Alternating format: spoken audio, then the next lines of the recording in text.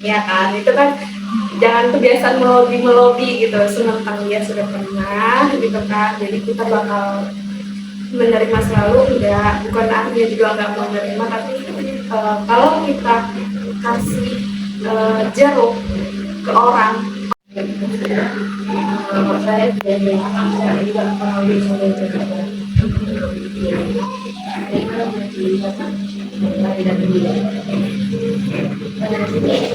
kan kita disuruh untuk menjadi riset mengenai judulnya bagaimana kita di dalam masyarakat. Sebelumnya kita udah follow up dulu ke kita dibolehnya turun kemana untuk melakukan riset. Karena di kita itu ada di garis bawah dengan pendidikan masyarakatnya. Jadi kita disuruh untuk riset. Jadi di sini yang kita pertanyakan terlebih dahulu, bagaimana sikap tentang kita ini kita dengan kalian tadi udah pernah juga sama saya ya. Tadi ada yang nggak tahu, siapa yang nggak tahu nama saya, tapi udah deket dulu. Oke, panggil saya kakak Karanja. Terus selain juga ini pokoknya selalu saya perkenalkan gitu, saya semuanya ini sekaligus membackup sekolahnya. Jadi ketika ada itu mungkin saya bisa. Kalau pertanyaan bagaimana perkembangan teknik ya, pengetahuan dan teknologi informasi ya, di PKBM ini mungkin kalian lebih bertanya kepada peserta didiknya atau kepada kami selaku pendamping keduanya sih Kak. Misalnya di sini kan cara pengerjaannya apakah udah mulai fokus gitu, atau udah mulai mengikuti di era sekarang gitu. Terus juga sebenarnya minggu ini nggak ada pembelajaran secara offline ya Kak, karena dia pembelajaran secara online. Apakah orang kakak menggunakan aplikasi tertentu untuk melakukan pembelajaran secara online tersebut? Yang paling pertama itu benar ya, kita di sini pembelajaran sendiri mengikuti situasi dan orang yang disediakan, di mana dengan pembelajaran kita itu ada Zoom dan ada offline tatap mukanya. Jadi untuk teknologi yang dipakai yang mereka menggunakan device masing-masing, smartphone masing-masing, menggunakan aplikasi Zoom, software Zoom, di mana itu bukan biasanya kan tidak bisa mereka sendiri yang punya device masing-masing, lalu pada maklumnya kayak gitu. Karena kalau nggak ada peserta didiknya, ya gimana gitu kan nilainya. Jadi ya bakal kami pertanyakan dulu bagaimana keadaannya. Lalu kalau memang yang apa ya, suatu kondisi yang tidak memungkinkan untuk pembelajaran ya masa udah dikasih situasi itu tidak bisa mengikuti, jadi kita cari ya karena nggak bisa meluluskan yang kayak gitu. Karena jujur kami juga banyak yang itu tidak banyak sih, dia sudah tahu kayak gini kan, mungkin dua dari kecil itu karena anaknya mungkin nggak ada kabarnya, nggak ngikutin pelajaran, udah di kontak bolak-balik nggak ada jawaban, dan mungkin ada yang ngomong sendiri, saya tidak bisa mengikuti pelajaran karena nama saya jauh. Kalau udah bisa, ya mohon maaf bukan itu. Jadi kalau latihan banyak untuk yang suspend nggak hadir dan dia konfirmasi, mungkin ada dari tutornya gitu kan. Karena kan kalau di pembelajaran itu mungkin satu tutornya satu hari ini tutornya ngasih materi, itu yang bisa kecil kan, atau ada soal yang harus dikerjakan dari rumah misalnya, atau tutornya juga besok harinya itu nggak hadir, kadang mau juga diberikan ke kantor bilang di sini gitu kan. Jadi kalau yang di pondok ya anak-anak saya materi itu juga ya maksudnya tutor ya berperan sesuai dengan mata pelajarannya dan tugasnya gitu. Jadi ini kan kalau semuanya nanti kami bakal ada pengajian Kalau minggu depan itu kira-kira mereka udah bayar secara langsung. Ada Itu kira-kira dari apa aja, terus di jam berapa aja gitu. kalau hari aku biasa seminggu dan Selasa di jam 2, pakai itu di Jumat dan Sabtu di jam 2.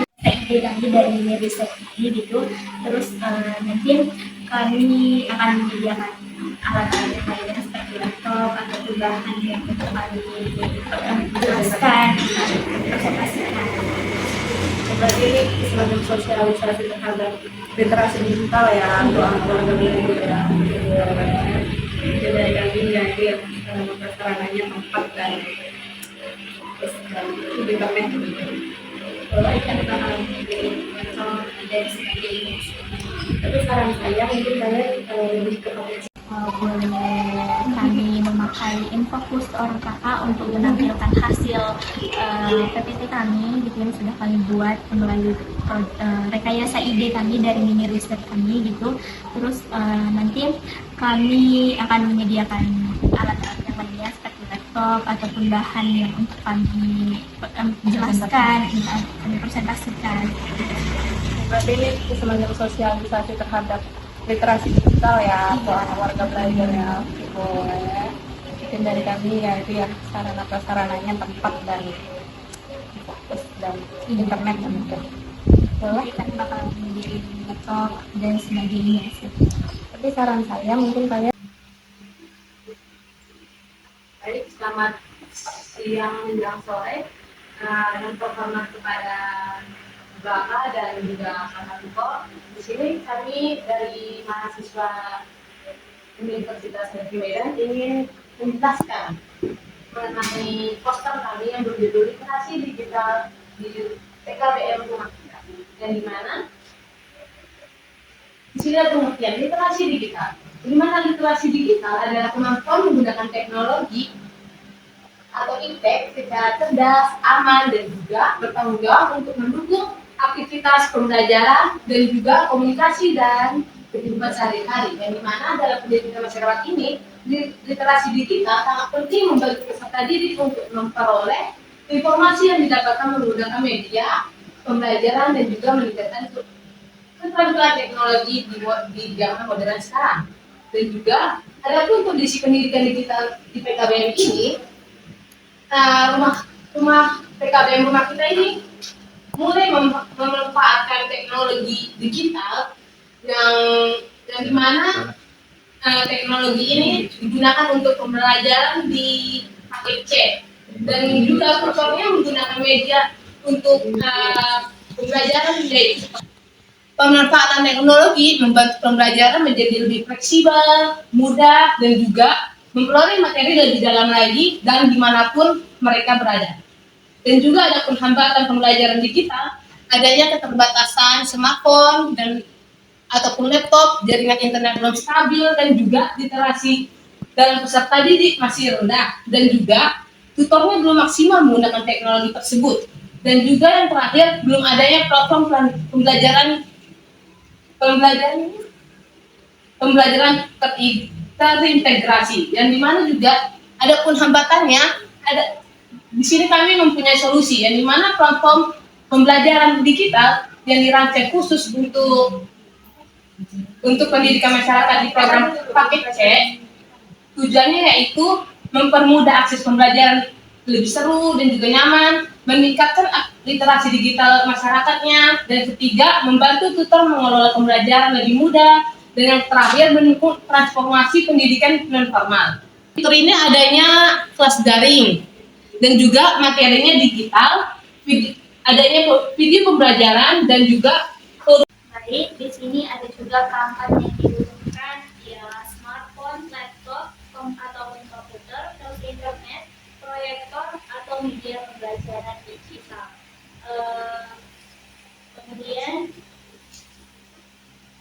manfaat dari literasi digital tersebut adalah belajar lebih mudah dan fleksibel, komunikasi lebih cepat dan efektif, menambah wawasan dan informasi, meningkatkan keterampilan teknologi, membuka peluang usaha dan kerja, meningkatkan kepercayaan diri, serta meningkatkan kepercayaan diri pada peserta didiknya.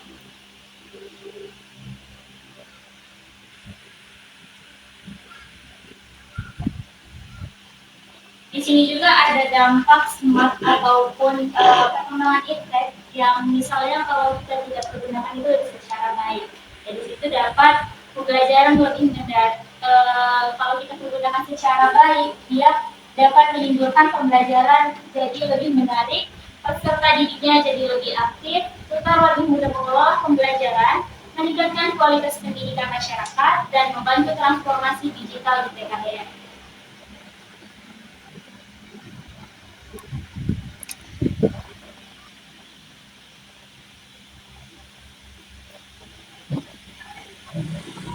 Sebelumnya mohon maaf, saya ingin bertanya kepada Bapak, sudah tidak mengganggu waktu Bapak, apakah pembelajaran yang dilaksanakan pada KPIC tersebut menggunakan kumpulan tugas yang seperti ada kumpulan tugas melalui aplikasi tersebut? Tugas lewat aplikasi memang tidak penggunaan aplikasi seperti Zoom Meeting misalnya itu lebih kepada fasilitas pembelajaran yang disediakan oleh PKBM itu pada saat pelaksanaan pembelajaran daring. Karena kan kita pakai sistem apa namanya learning ya, artinya gabungan dari pembelajaran offline dan online. Biasa itu minggu pertama offline, minggu kedua online. Jadi pada saat online itulah anak-anak ini menggunakan Unity mereka. Karena tutor memberikan tugas di saat itu juga.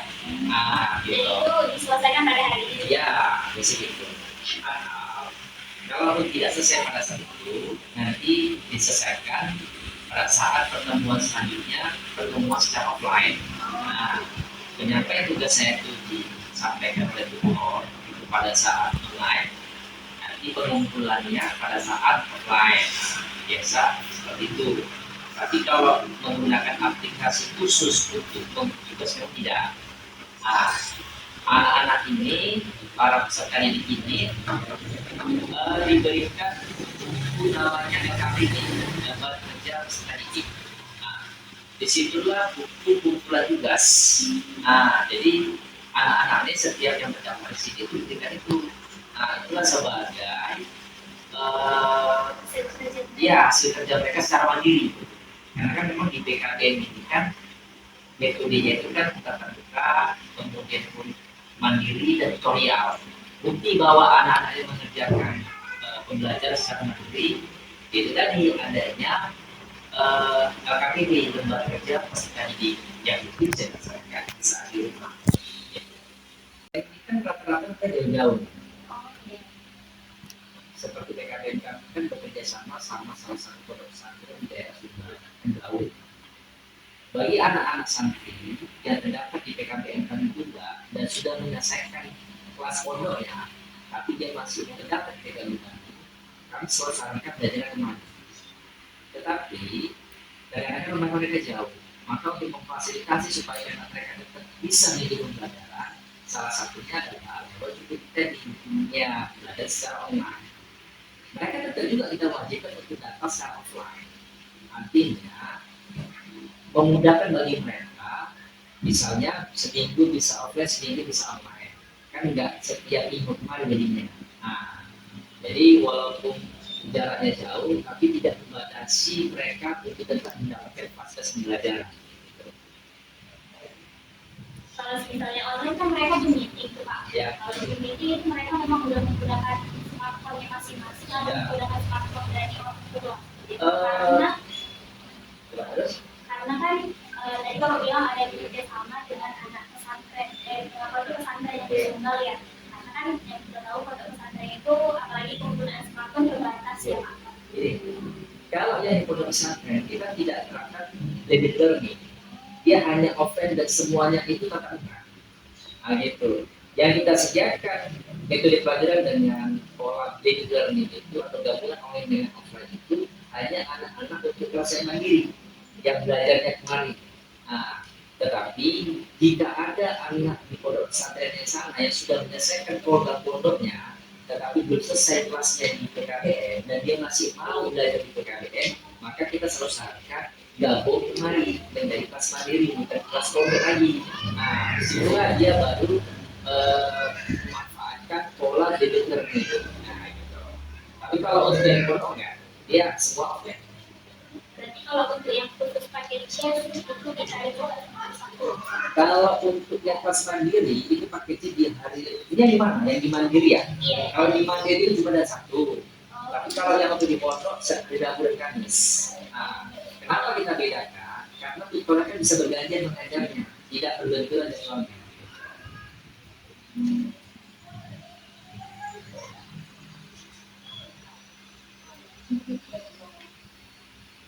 Jadi di sini kita ada kesimpulan, di mana kesimpulannya adalah perkembangan teknologi memberikan pengaruh besar terhadap pendidikan masyarakat di PKBM.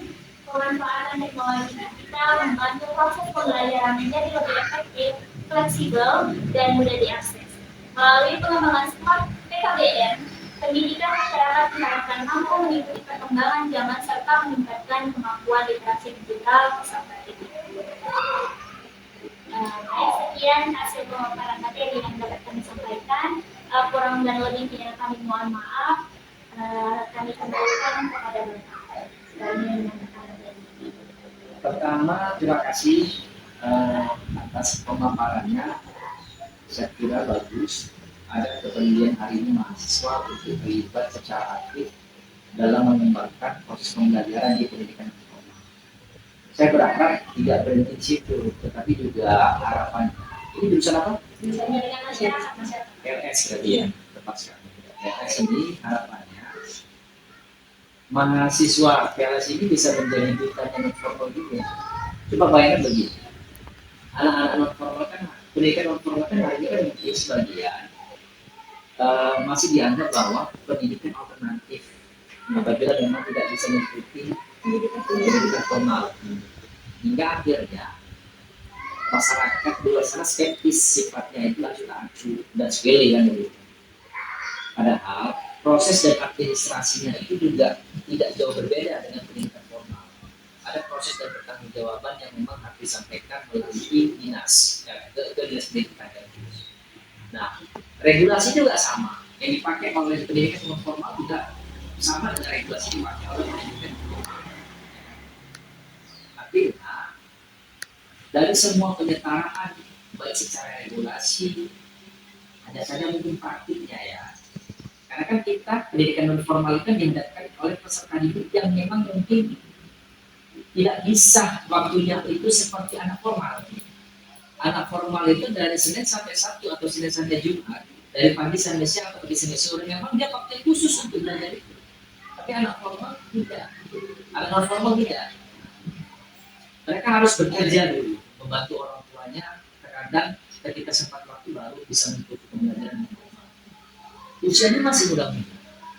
Kalau kita kaku dalam proses belajar, bakal kemana hasil mereka nanti? Maka hadirnya pendidikan non formal ini bukan hanya kita bisa menjadi alternatif untuk mereka tetap bisa mengenyang pendidikan, tetapi juga harapannya cita-cita mereka juga masih bisa dicapai. Nah, inilah yang menjadi harapan kita bersama, bahwa sama mahasiswa PLS ini juga bisa menjelaskan masyarakat bahwa pendidikan non formal itu juga diakui dan sudah disetarakan. Ini banyak tamatan paket kita juga sudah kuliah. Saya nggak tahu di Bunda tidak di UI, di UISU, Pancasila itu juga ada beberapa yang memang sudah melanjutkan pendidikan perguruan tinggi situ begitu. Jadi kita sangat support dan kita semangat ketika memang perusahaan kita juga mau melanjutkan proses itu. Tapi kan memang semua biaya dan lain sebagainya. Tapi maksud saya dengan adik-adik mahasiswa hari ini bisa menjadi duta ke masyarakat untuk menjelaskan bahwa pendidikan non formal itu bisa menjadi alternatif untuk anak-anak hari ini yang mungkin secara waktu tidak bisa lagi mengikuti proses pendidikan formal. Maka maka jangan ragu masuk ke PKBM. Nah, gitu. Kan? Ya tapi begini memang kondisinya. Kita kalau paksa mereka bisa sekolah. Dan inilah menjadi pengobat bagi masyarakat yang memang secara waktu ruang itu mungkin tidak memungkinkan lagi atau ada kendala tertentu untuk mengikuti proses pendidikan formal. Ya, jadi mohon bantu kepada Anda untuk menjelaskan kepada masyarakat. Non formal sama kok, proses belajarnya ada, proses ujiannya udah, asesmennya ada. Kita tinggal memang kita diharapkan dengan pesan pendidikan beraneka ragam latar belakang kehidupannya. Saya kira itu harapannya dari sekarang bisa menjadi duta untuk menjelaskan kepada masyarakat. Baik, terima kasih. Beberapa waktu yang lalu saya tak ingat dari Ubin atau dari Bunda juga ya, mereka kan pondok. Nah, tapi ya jauh nih mereka harus ke lagi karena nggak ada masuk angin di dalamnya, jadi harus naik kendala sendiri atau tidak. Biasanya kalau pembelajaran kayak gini sampai jam berapa? Biasa besar sore, tapi sekali lagi Itu dalam satu hari itu satu tutor atau berjalan? ada beberapa tutor. Ada beberapa Ya, tutor. karena kan memang satu hari 3 sampai 4 mata. Ya, lu sudah masuk dalam waktu. Nah.